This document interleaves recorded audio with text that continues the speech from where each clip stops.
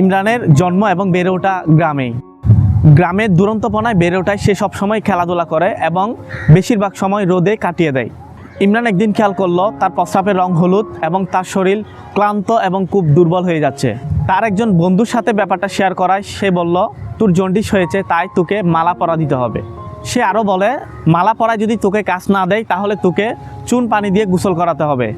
বন্ধুর পরামর্শ মতে মালা পরা এবং চুন পানি দিয়ে গোসল করতে করতে ইমরানের অবস্থা স্বাভাবিক থেকে খুবই গুরুতর হয়ে ওঠে। শেষমেশ ইমরানের মা তাকে টেস্ট করার জন্য একটি ডায়াগনস্টিক সেন্টারে নিয়ে যান। রিপোর্ট আসার পর ইমরান জানতে পারল তার অবহেলা এবং অজ্ঞতার কারণে তাকে হেপাটাইটিস বি মারাত্মকভাবে সংক্রমিত করেছে। বাসায় এসে দাদি নাতির জন্ডিসের কথা শুনে খুবই মর্মাহত হলেন। তিনি বলেন, আমারও ছোটোবেলায় জন্ডিস হয়েছিল, কিন্তু বিভিন্ন লতাপাতা এবং প্রাকৃতিক ভেষজকে আমার জন্ডিস সম্পূর্ণ সুস্থ হয়ে উঠেছিল।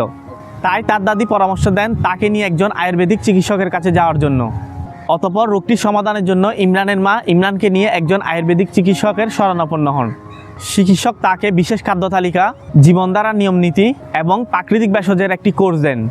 এরপর ইমরান ওই চিকিৎসকের কথা মতো চলার পরে এবং নিয়মিত প্রাকৃতিক ভেষজ সেবন করার পর সে জানতে পারে তার লিভার এখন সম্পূর্ণরূপে সুস্থ। জন্ডিস হওয়ার পরে লিভার সিরোসিস এবং লিভার ক্যান্সারের মতো মারাত্মক যে ঝুঁকি তৈরি হয়েছিল সেই ঝুঁকি থেকে সে এখন সম্পূর্ণ মুক্ত। আয়ুর্বেদিক চিকিৎসার মাধ্যমে জন্ডিস এবং হেপাটাইটিসের কার্যকর চিকিৎসা সম্পর্কে জানতে চাইলে আমাদেরকে মেসেজ করুন অথবা যোগাযোগ করুন স্ক্রিনে দেওয়া নাম্বারে। সুস্থ থাকুন, সচেতন থাকুন, দাওয়া বিডির সাথেই থাকুন।